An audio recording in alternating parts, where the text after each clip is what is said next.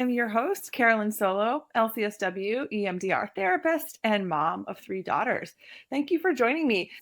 Hello, everyone, and welcome to episode 146 of the Future Template Parent Podcast. I'm your host, Dr. Carolyn Solo, and I'm so excited to have a guest with me today, Yesim Saldivia, who is an LPC in Colorado and also an EMDR and IFS-informed therapist.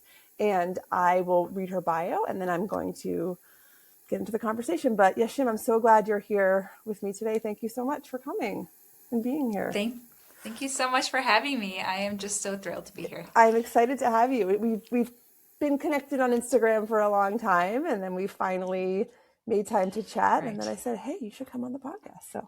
And I was like, yes, let's do it. Yeah, exactly. All right. So I will read your bio. Yesim Saldivia, and you go by Yish is your nickname, right? Yep, Yish. And Yish. Also on Instagram, it's Yish, Heal with Yish, yep. Is a holistic trauma therapist and licensed professional counselor in Colorado who helps adults make sense of patterns like people-pleasing, hyper-independence, and feeling high functioning on the outside, but overwhelmed underneath. Her work integrates EMDR, IFS, inner child work, and somatic nervous system-based care to support healing that goes beyond insight and into lasting change. She also offers therapy intensives for those ready to move through deeper work in a more focused way.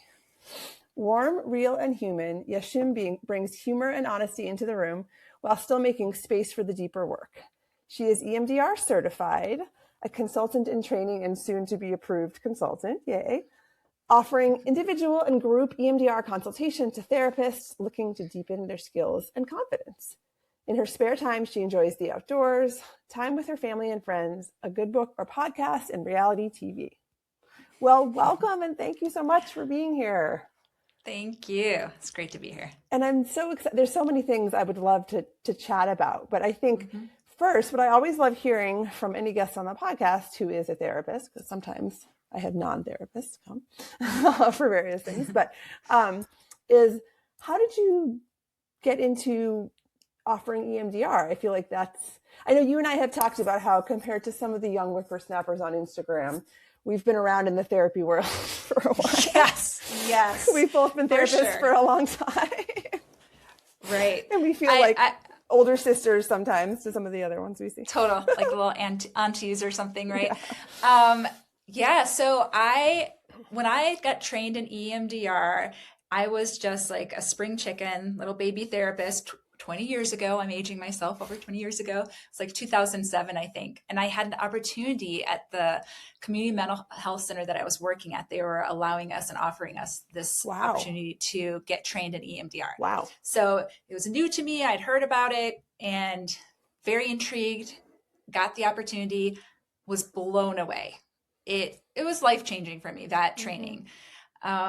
Being also the client when we were practicing, I got to experience that and how effective it was already, even though I wasn't like doing the big stuff, at that training. And from that point on, I was like, yes, this is what I want to really utilize with clients, because before then I had only really been trained in CBT and a little bit of Gestalt therapy, which was also kind of cool too. But this was kind of life altering, definitely in my career. Yeah, for sure. Oh, wow. 2007. So you were one of, look, we're the same age, I think. So probably. But I mean, in terms of being trained in EMDR, like that's, definitely on the earlier side of things. So that's so cool. So you've been in it for a while. And how did you get into private practice? So you were in a community agency and then.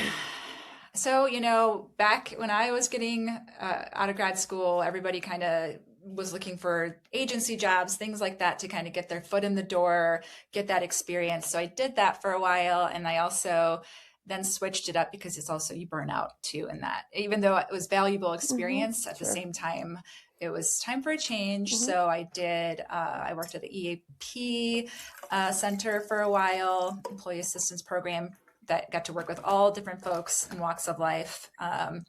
And then I also worked at a university as a contracted therapist there. So college kids, that was great. I really loved that. And then finally, my dream had been for a while to do private practice. It had felt intimidating, but finally after I had like my first kiddo and she was a little bit older and I was having my second one. It felt like a good time to transition. So this is probably like, let's see, he's 8 years old. So 7 years ago or something, I decided to open my practice and started kind of part-time. And then slowly as my youngest got older, it became more full-time. Yeah. Great. Yeah. And it is so nice as a parent that we can have that flexibility in our work life, because I don't know, I couldn't work some of the jobs I used to work and I just couldn't do it. I don't know how I would do it. It's huge. I mean, it's a huge appealing aspect of private practice for sure. It is. There's things that are really hard about private practice, as we know, but the flexibility, I could never give that up, I don't think, at this point. Yeah, same. And the totally being my own boss and whatnot, all that stuff. Yep. Yeah. So boss babe. Yes, exactly. And just sort of like, like in a couple of weeks, my kids have April vacation, which is a thing in the Northeast and not in a lot of other places. And we're just going to go visit family, and I don't have to take vacation. I don't have to worry that I don't have enough vacation time. It's just, that's, of course we're going to go do that because they are not in school. So we'll go do something, But yeah, perfect. Love it. Yeah. But I remember growing up, my parents didn't have that flexibility at all. That was not their life. Yeah. 9 to 5, like really strict jobs can be tricky for sure. Really. I can be off, to pick up my kids after school, which is great. Take them to their activities and just really cater it exactly how I want it. So love that. Great. So how did you move into therapy intensives? And also, I really am dying to hear more about, I know you're in the actual IFS like institute training now, right? I am, yes. But you've done a bunch of other like IFS infused EMDR stuff. Yes. Yeah. So essentially like earlier on, well, really like a couple of years ago, I started really learning more about IFS too. And it just really resonated because there's a lot of emphasis on our parts, of course, and our younger parts, which is a lot of inner child work I do as well. And I just find it so deeply healing when we actually work on that. So I was drawn to it and did a lot of like my own reading and trainings on it. And I did like the circle training through the Institute initially, but decided I really wanted more in-depth knowledge. So that's why I signed up for that level 1 IFS, and I'm going to be doing my last week here in a couple of weeks. So I'm almost finished with it. Amazing. And I will be a level 1 trained. So I'll be an IFS therapist essentially, which is great. And it's wonderful. And it blends beautifully with EMDR is what I found. Yeah. So as you're like talking about intensives, I really love combining the two together. Yeah. So tell me a little bit about both like what your journey has been from like into offering intensives, like what that's looked like for you. And then also certainly how you, like what's your unique blend where you're bringing all of that, somatic, all those different somatic practices together in an intensive. Yeah. Well, as you know, like the holistic piece is so important to me, that mind, body, emotional connection. And so what I love about these therapies is that they all incorporate that. They have a somatic aspect, both EMDR and IFS. And so a few years ago, when I've been kind of restructuring my practice, my private practice, kind of was getting off of some insurances and deciding what I want to do, I had been hearing more and more about intensives. And I think, to be honest, probably through Instagram is where I started seeing it and got really curious about that. And was like, well, this makes a lot of sense, actually, especially with EMDR, because 60 or 50-minute to 60-minute sessions just doesn't really cut it. I have struggled with that. I mean, I certainly did it for a long time with clients, but they benefit so much more from a 90-minute minimum session.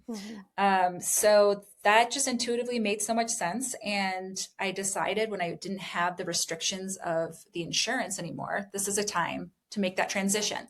So I started first offering it to my own clients that I was already seeing and letting them know I'm doing this new thing. I'm making, having extended sessions. And then it just kind of naturally took off from there, where they were really open to it. And then when new clients came on board, I'd let them know, hey, I'm doing this if you're interested, especially if you want to do EMDR. And a lot of them were. So that in-depth work, as you know, because you do this, is just incredibly healing and gives you that opportunity to go really deep. So it sounds like But, when you first started offering it to current clients, mhm. were you at all nervous about that, or did you feel like, and it wasn't well received? Like, how did that go?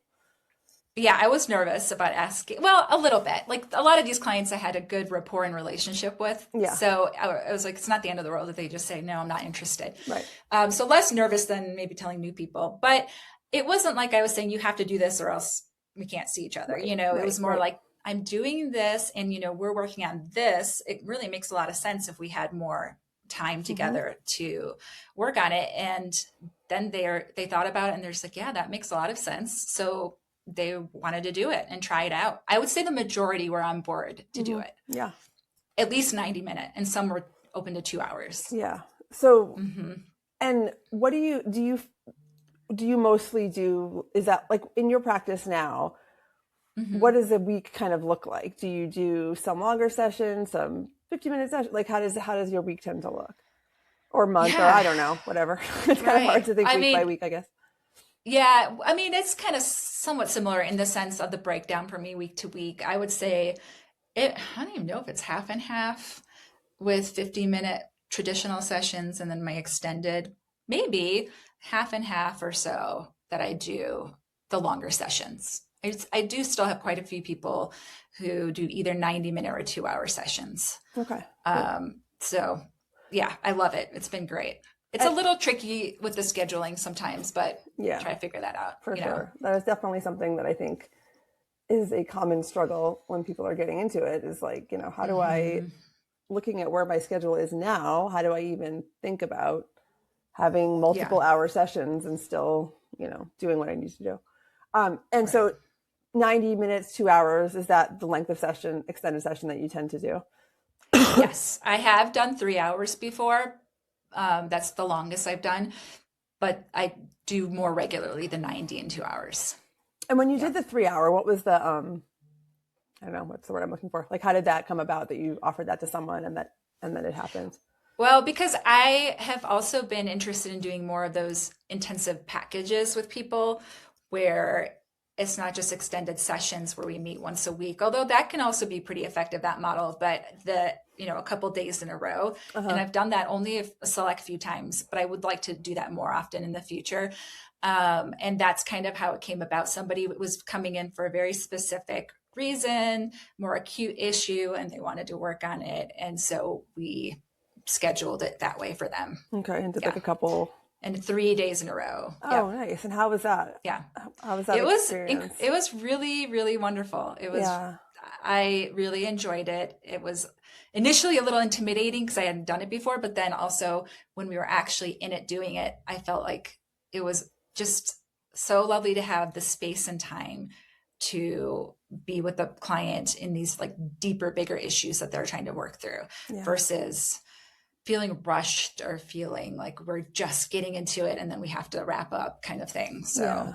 Yeah. Yeah. the Yeah. experience was great. Yeah. Yeah. And was that someone that you kept, that they then stayed on for as a client beyond that? Or did you do that and then they kind of were like, okay, this is great, I'm good for now? With that person, I think we did like a follow up or so and then we wrapped up. Yeah. Great. We That's finished up. awesome. Hmm. And they were, Yeah. how did they feel about how it They went? they felt really, I mean, I think they felt really good about it. They said that it was a We really never great know, really, experience but for yeah, them. yeah. No, I mean, yeah, they definitely were able to reach some of the goals that they wanted to do, in Awesome. terms of it. When we look at EMDR, like reducing the charge of whatever it is they're coming in for, and in terms of like, I think you were asking about like how do I kind of mix the different things Yeah, yeah, into yeah, an yeah. intensive. Yeah. So depending on what they're coming in for, if they want EMDR specifically, I will maybe focus more on EMDR, but I do like to bring in parts work for sure. Yeah. And then a lot of my clients who come seeking me, they do like the holistic aspect. So they do want some somatic. And so that could be even just movement in the therapy session, especially in a Mm-hmm. longer session where we pause and we take breaks and we do that to release some of that excess energy inside of them as Yeah. well. Yeah. Do you have I'm Mm-hmm. curious, what's an example of what that might look Well, like? like shaking is Oh one. yeah, I've shaking. done Yeah. that with clients before where we Uh-huh. just like shake it out a little bit. And I kind of join in too, because honestly, you know, if you're sitting there as a therapist for a while, your body is feeling, Of course. you know, a little tight, and it feels good to just let it all out. Mm-hmm. I've like shown them, you know, pushing on a wall before as a somatic exercise. I haven't done a lot of yoga poses, but that's something I want to do more of with Mm-hmm. clients. Mm-hmm. What gentle yoga poses, Yeah, nothing sure. crazy, because I don't want them to get hurt or anything, Right, you know, right, or to right, sign a release to be able to do these right, exercises, you know. right, right. But yeah, things like that. Cool, cool. Very much. And Mm-hmm. then with the IFS elements, like how, and I've done some trainings on this and read about Mm-hmm. them and stuff, but I'm curious, like for you, like you say they blend so beautifully together, which I certainly see. Yes. How would Mm-hmm. you describe that? Like, what does that look like for you when you're bringing them together? Like, what might be Yeah. your process a little Well, bit? And I know it's different for every client, but I'm just like a right. It's different for every client, and it's different for depending on like what phase of EMDR you're in, I feel like. But let's say we're processing something in EMDR. This is a good example of when I bring it in too. Well, actually, let me take a step back. When this is something I do with all my clients now, if I'm going to do processing with them, EMDR processing, before we get to the point of actually doing phase 3, 4, I will get permission from their parts. I will make sure that all parts are on board, because if there's a part of them that is resistant and not wanting it, that will cause trouble later on. So to just kind of do that preventatively in the beginning, mm-hmm. I think really helps things move smoothly. So that's one way. Another way is when we're in a stuck point in EMDR, often where we might do a cognitive interweave as therapists, I will bring in that piece of checking in with their parts, Yeah, and right, especially if the younger part is present, and try right, to connect to that too. right. What if, Yeah. right? What if you're Mm-hmm. asking for permission from their parts, and they Yes. say, "I don't think I have permission from all my parts." What would how does Mm-hmm. I'm curious. I've seen people do it Yeah. different ways, but I think it's a really like how would you approach like Yeah. yeah. So for if they said that there's a part that is not feeling good about it, I would come in with curiosity and want to connect and get to know that part. Mm-hmm. Because what I have found, and this is like a big principle with IFS too, is when you come in just trying to connect and understand the part, once they feel heard and seen, they often soften. Mm-hmm. It happens almost all the time. Not a guarantee, but it really Sure. does. They Yeah. just want to be validated and know that they're seen. And then sometimes it's a matter of even just saying, like, giving them a little bit of agency and power, that part of them, of knowing that what would help you. Would it be helpful that you can kind of chime in if something is uncomfortable, or that you have, you know, the power at any point to stop or change things. Mm-hmm. So coming Yeah. in with curiosity and just connecting to the part, Yeah. really. Yeah. Mm-hmm. Do you ever find that there are clients who find it hard to access that type of work, the parts, sort of that language? And because I've certainly had that experience with clients where some find that really hard to, for Yeah. a Oh, variety of for sure. reasons. Yeah. And I'm always curious how people manage Yeah. that, Yeah. There's definitely moments where people will be like, wait, what do you mean? Like, what do you mean? Like, you know, connect to that part or whatever. And so I will often try to just kind of keep it more general with them, you know, and give them a little bit of an explanation as well of life experience, how we like one moment be like, I kind of feel like this, and then another part of me feels this way, and I will give them that example, and they're like, oh yeah, that happens. And like, so we can have parts of us that have different experiences in a moment. It doesn't mean we have like multiple personalities. It's just right. that we have different parts of us. And then sometimes, depending on, you know, I might go into a little bit more detail about parts of us that like to take care of things, like the manager parts. I don't always go into the language because I don't want to get too like technical with them, Mm-hmm. but a lot of people can relate to certain ones that are common, like the inner critic, Right. who is, you know, always wanting us to be a certain way. And I think the biggest thing with parts work that I always try to emphasize with people is that there are no bad parts, and that our parts are always coming from a good place. Right. They are always trying to protect us, even Right. the parts we don't like. Right. And once I kind of explain that, that part makes sense to them as well. Yeah. Yeah. And that can be hard sometimes because there can be parts that the client, different parts of the client can have a lot of aversion to each other, and that can be it's always challenging to navigate that. But yeah. It can get really big and meta when you like go into the world of our parts. I have found in IFS where I'm like, whoa, okay, that part has another part, or feeling sometimes. But I try to keep it really uncomplicated for clients. I think that's important because I think from the clinical side, we can get so like theoretical about it because we've done all this training and it's so easy to kind of like, but like, that's not actually the point. The point is, how do we use this to help this person, right? But yes, it can be, we can get so intellectual about it, Yeah, that's another part. Yes, exactly. Our intellectual part, right? For sure, and like want to try all these things and say all these things, but it's like, of course, that's coming from our own, right? Yeah, but yeah, and I mean, honestly, I think it's just so important too that our clients really are on board with whatever it is. We explain things, we educate them a little bit about it and suggest like, this is a really helpful therapeutic model, or this is something we can try. But if they for some reason don't want to do it, I'm not going to push it on them, Sure. Right. I will for sure. It's so collaborative. I want to make sure that they feel good about it. Yeah.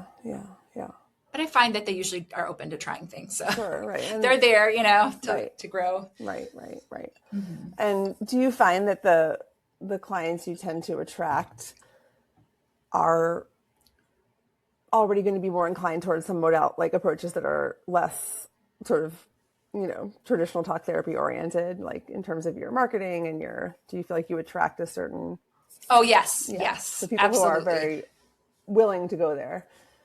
Right. People are not coming to me for like CBT and homework in that traditional sense. Although I definitely do include a little bit of CBT in my work. That's like the foundation of what I learned as a clinician in the beginning. It's not like that isn't part of it. Like, EMDR has CBT elements, Right. It does. Totally. Yeah.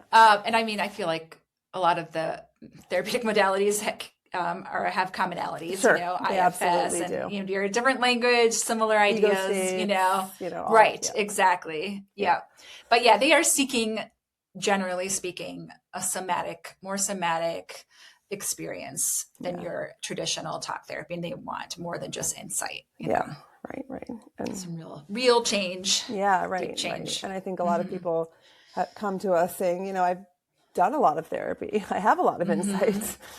Totally. And I'm still in this place, so I'm still stuck. Yes. Yeah. So really knowing that we work with that we have something to offer in that moment, which, I think like you said, when you first learned EMDR, I felt that way too. It was like, oh, wow, I have something else to offer. It's not just, there's more to this. And I think a lot of us had those moments of like, there has to be more than this that I can do, especially. And now, I was just going to say, nowadays, I feel like there's a lot of really incredible modalities out there that there's a part of me that wants to learn them all. And I'm like, I can't do that. I can't do that. Like, I want to do it. Brain spotting sounds fascinating. Like, I don't know. There's deep plenty of other ones too. All these things. Yes. Yep. There's just only so much time. And I think that like, this is something I think about too, is like, we are still, none of that will necessarily make us a better therapist, whatever that means. We are still good enough therapists as we are, just like good enough parents, right? Right. And I try to be, because I've definitely gone through those phases where I'm like, do all the trainings. I try to be much more mindful now about what I choose to invest time and money in, because it's like, what parts of me really want to take this training and why? What are the parts of me that are responding to this email from this institute? Because it's very, we get pulled into it. And I think, I have a very large learner part that wants to just continue to grow and learn, and many of us do, I think, as therapists. And so you see, whether someone else is practicing it or doing it, and you're like, oh, that sounds really fascinating and also evidence-based or da-da-da. And I'm just like, But then, yes, there's only so much you can do. And it's not indicative of what kind of therapist you are to have like a gazillion different trainings or models that you can practice. And I think it's so important for us to be intentional about what we choose in that way. And that's hard. Yeah. Because there's like shiny object syndrome all the time, yeah. all around us. And it comes from a good place for most of us. It comes from a desire to be really excellent at what we do. And be able to offer all this to, clients. Yeah. And it doesn't solve every bit of imposter syndrome that we have to keep signing up for new trainings. That's it. Yes. Facts. So, I think it's just so important, like, to be balancing those things for ourselves. I think whenever I talk to like really new therapists, like sometimes when I teach grad school classes and stuff, I'll say what's more important is that like over the first, 10 years of your career or so is that you're just finding your identity as a therapist, and you're probably going to lean into some area, some modality ish, a lot, and just lean into that. You don't have to know all the things, but like that's not actually what we should be expecting of people, because then we have breadth and not depth, right? So I think it's a journey of kind of finding out what connects with you and and how do you feel like you can practice most authentically and like really lean into that. But that takes time to figure out. It does. Yeah. It does. And it being open and maybe learning more in general before you just, jump in and dive into an extended big training and certification process or whatever it is, I think is helpful. Read the books or dip into it. Learn, do like a webinar or a training or two and just see, does it truly resonate with you and who you are and your beliefs and everything as well. Right. Because for so many of these things, there are ways you can kind of get a little taste of something, which I think is so important before you're just throwing all this time and money at this thing because you feel like everyone else is saying it's good. It might not be right for you. And that's so important because you're going to be the best version of yourself as a therapist if you feel so aligned with the modality, with the approach, Yes, absolutely. So, yeah. Agree with that. I don't think I said that we were going to talk about this, but I do think it's kind of interesting just because I think you and I encountered each other on Instagram, right? And I think it's so interesting to see how like online marketing for therapists has become, and I feel like you just navigate it really beautifully. So I don't know. I find you're so like refreshingly genuine and like like people know where you stand. And your messaging, like so often, like, there'll be some horrible news story, like there's multiple times a day. And I'm like, oh my gosh, I don't even know how to put this to words. And then I like log onto Instagram and there you have like said it beautifully. And I'm just like, oh great. Now I can just share what she said and I don't have to say anything and be like, this is how I feel. So. Oh, thank you. That's very, very sweet. But in general, like, also because I know we've talked about like these like younger therapists who are, these like late millennials or whatever I don't even know how like Gen Z, right, I guess there are Gen Z therapists now, right? Whatever. Yeah. Oh yeah. In their Gen early Z 20s, therapists are the ones who I feel like are so natural up yes. there, like on camera and know all the tools and ways to like edit and do all the stuff. Yeah. So I just wonder, like, how has that felt for you as a journey, and like because I feel like I have learned so much about myself in so many ways from that, like making yourself visible online in a variety of ways.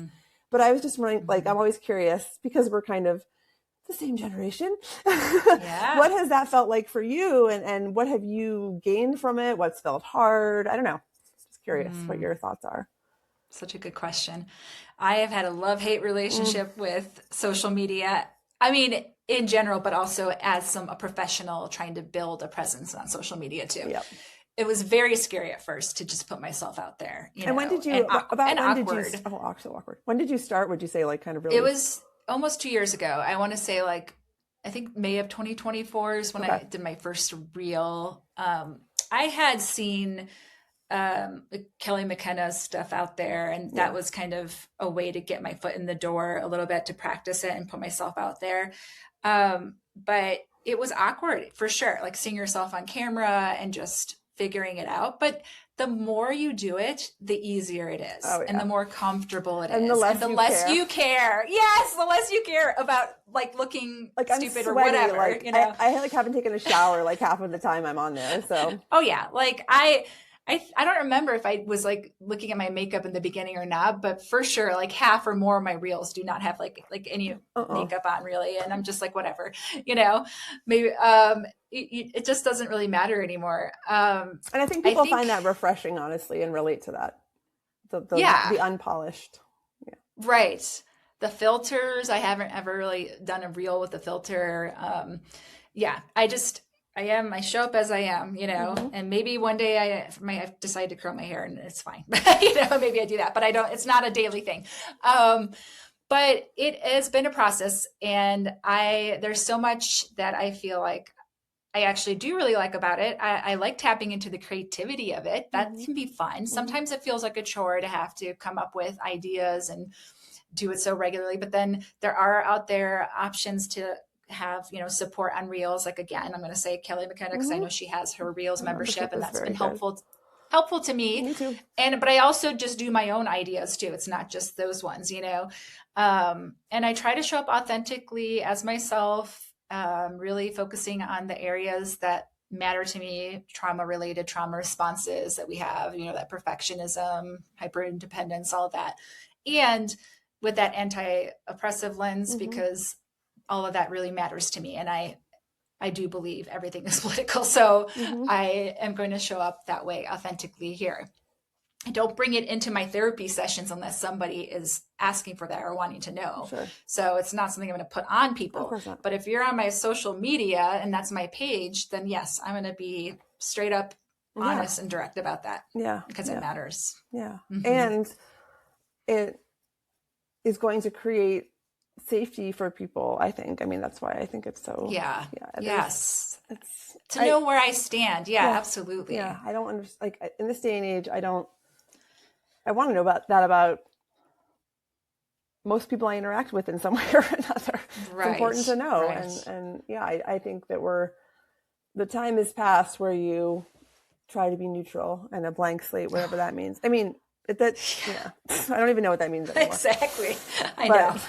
But yeah. Neutrality, is dangerous, really. Yeah, it is. And I think that there's a ton of privilege, people who can choose neutrality, you know, who gets to choose neutrality. There's a lot of people who don't even have that option. So, you know. Exactly.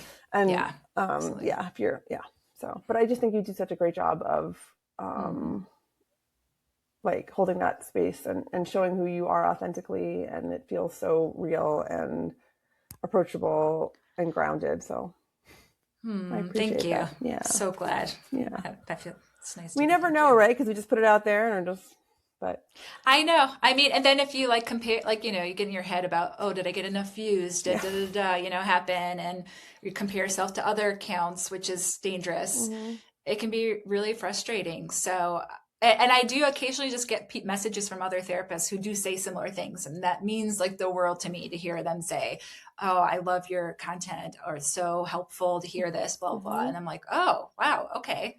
So, you know, even if it's impacting a few people or whoever, like that feels really good. I'm putting that energy into it. Absolutely. You know? And it's creating community. There are so many ways that we create community, and that is one. And like, honestly, for me, I think that that's one of the greatest gifts that's come out of like online, like social media marketing for me, is like the community of therapists that I have connected with. And that has 100% turned into many other great things that you can put a dollar amount on. Not that that's the only thing that matters, like, but you know, there's that benefit of as well, because we develop trust and we like, you know, take each other's programs and because I'm like, I respect this person. I know who this person talks. I see them talking every day. Like I know who they are, you know. But like the community of therapists, the people that I never would have encountered. I mean, you're in Colorado, I'm in Vermont. How would we ever have known the other person existed, right?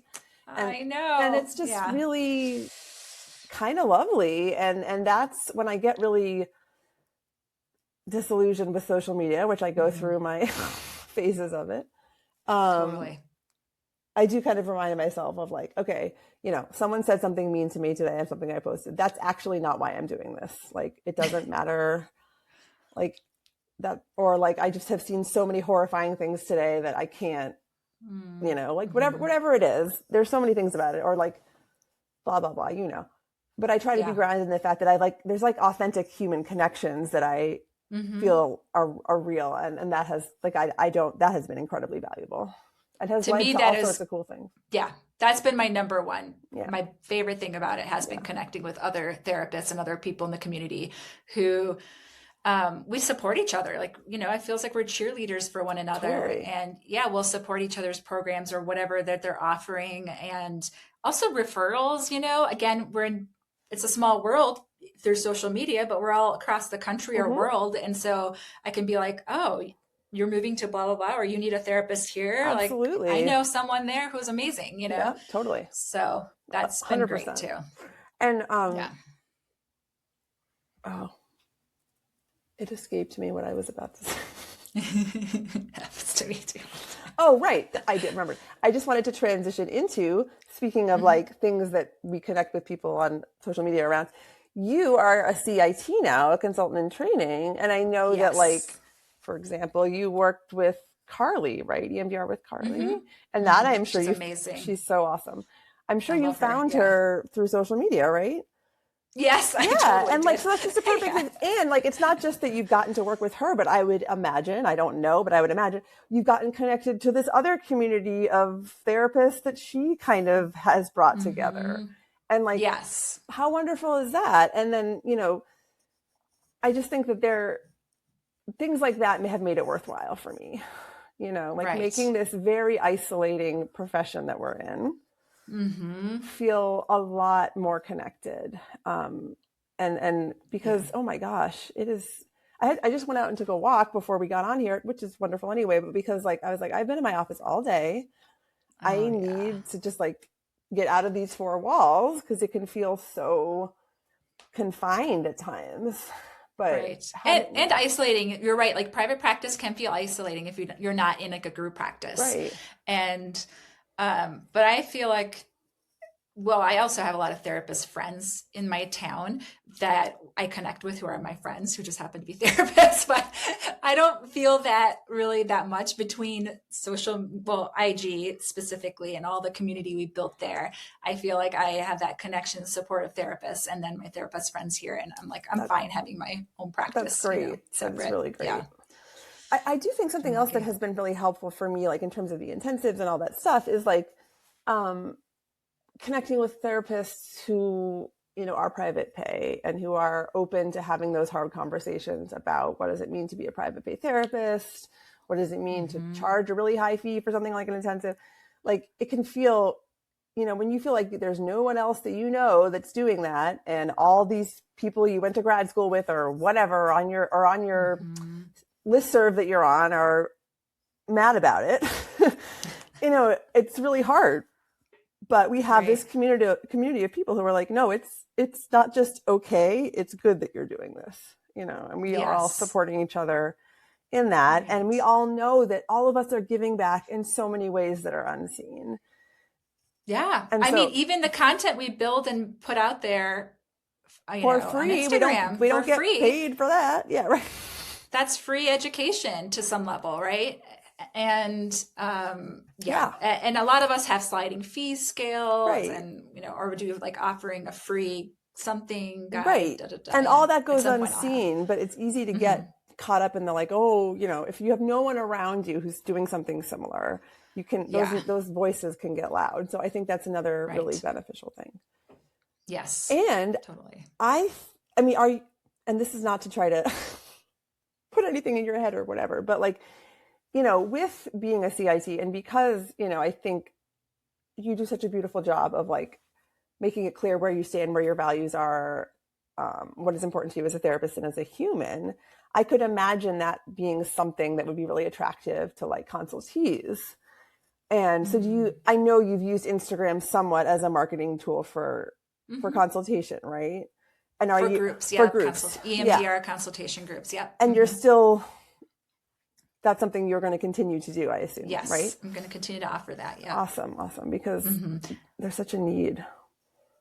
Yeah. And it's also a great way for me to find therapists who, okay, they find me there, I find them, like, it's great, you know, to put it out there as a way to have people join my cohorts. And I really enjoyed this part of my business as well as being a consultant. It's a newer part for me, but it's been fun. I love it. I love connecting with other therapists. They all bring something to the table that's so cool from their own experiences and expertise and knowledge that they have. And it's just, I love it. It's so much fun. So like life-giving as a clinician to have that aspect of your work life, because I don't think I could be at this point in my career. I need that balance. It's so hard. Like I couldn't be doing 20 plus hours a week of clinical work. I can't hold that anymore. I just can't. So it's like, I need that balance of other things. And so on that note, like, do you have any cohorts coming up that or like, how can people connect with you in that aspect? And what do you tend to like see as things that you yourself, because again, all consultants are unique, right? What do you feel like you offer that is unique to you as a consultant? Yeah. So very good questions. I will continue to be offering groups on a regular basis. I think my next cohort will start in June. Typically I've done 5 weeks. I'm considering doing a 4-week one for the summer, but I don't know. I'm still figuring that out. But if folks are even, interested and curious about it, they can reach out to me on Instagram, just message me and let me know. And I can add them to a list of folks that I'll send more information to once I do lock it down more specifically. But what I've done so far with my groups, I've done 5 weeks. Every other week we meet for an hour. And this group is for therapists who are trained, had their basic training, and want to either go towards certification or just want more support around EMDR, because it can be tricky. The more you do it, the more you realize there's like a lot to it. And I can bring, I'll bring the IFS lens as well, and blending the two. And therapy intensives, when people have questions about either extended sessions or therapy intensives and how to maybe approach that with clients or bring it up, or how to maybe switch up their schedules a little bit, just questions about that in general. That is something that I can support them with as well. Oh, awesome. That's great. Yeah. And so would you say the best way for people to contact you is Instagram? Is that the easiest way to get in touch with you? I mean, that, or contact me through my website, like my email that's on there as well. But yeah, the Instagram's pretty easy because it is, we've got the messenger there. Right. And they can just shoot a message. Right. Yep. Right. Well, I will definitely put all of that in the show notes so people can find you easily. And because I'm sure people will be excited to learn more about all the ways that they could connect with you. Yeah. So where do you see, I don't know, the last question I always like to ask is kind of like, where do you see, I don't know, a year from now, 2 years from now, where would you like your work life to look like? Yeah. Or were you hoping thinking about this? Yeah. I definitely want to continue growing, again, the consultation business. I will still be seeing clients in my private practice, and hopefully doing maybe more regular intensives where I'm considering maybe blocking 1 week a month for a 3-day intensive or something. So having that be more part of my practice would be great. Yeah. I'm keeping things open, in my future. I love the idea of just being able to offer more to people. Maybe that might look like a retreat someday. I would love to do that.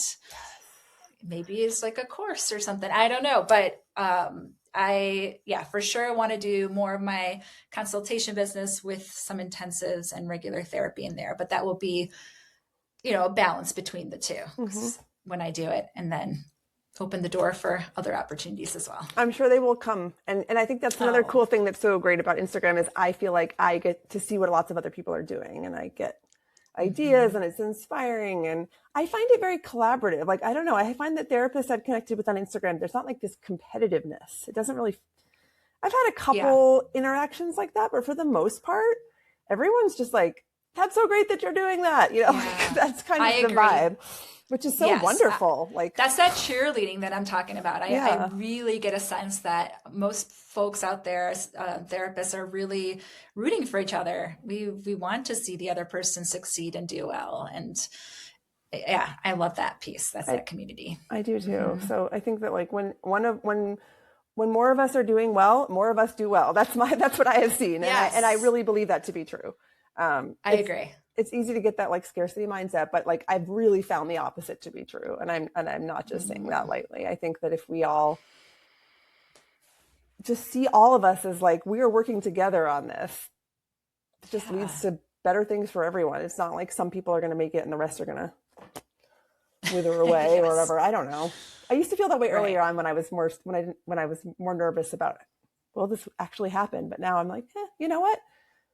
We all have stuff that we bring, and the world deserves to have access to all of the things that all of us can bring. Yeah, I mean, at the end of the day, even if we have similar offerings, we are different individuals. Exactly. So we are bringing new things into the table. And look, for sure. but you can't have a 25-person group EMDR consultation. There's not. I mean, so like we need, there needs to be a lot of us. Like that's the great thing. There's always going to be work for us to do. There's plenty of work for us to do. If this world shows us options for folks, options, so that we can have some sustainability in this work, because that is so. It's easy to get burned out, and exactly, to prevent the burnout. Yeah, I think it's really helpful to diversify, to try different things. I think we all have to. It's weird. Like I think 5 years ago, I wouldn't have even known what that meant. But the longer I do this, the more I'm like, that's really what sustainability is about in this field, I think. Yeah. So absolutely. Yeah. Well, I am mindful of the time, but I just want to thank you so much for taking the time to do this. This was so lovely. This has been amazing. Yeah. And I'm so grateful. Yeah. People are going to love this episode. And I just I feel like I'm sounding like I'm Instagram's biggest cheerleader or something. Trust me. I know, I understand the evils of meta. I just want to be clear. But one beautiful thing is that it's created relationships like this that how would we have ever known about the other person? So those of you who haven't joined the good group of therapists on Instagram, we're out there if you haven't found us yet. But I am excited for people to learn more about everything that you do and learn from all of your wisdom. And excited to see what's next for all of us, but for you, it'll be great. And we'll be cheering each other on. Thank you again. Thank you. This has been amazing. I am so grateful to you and this opportunity. And I'll be connecting with you again soon on Instagram and all over. All right. Thank you so much. And thank you everyone for listening. Take care.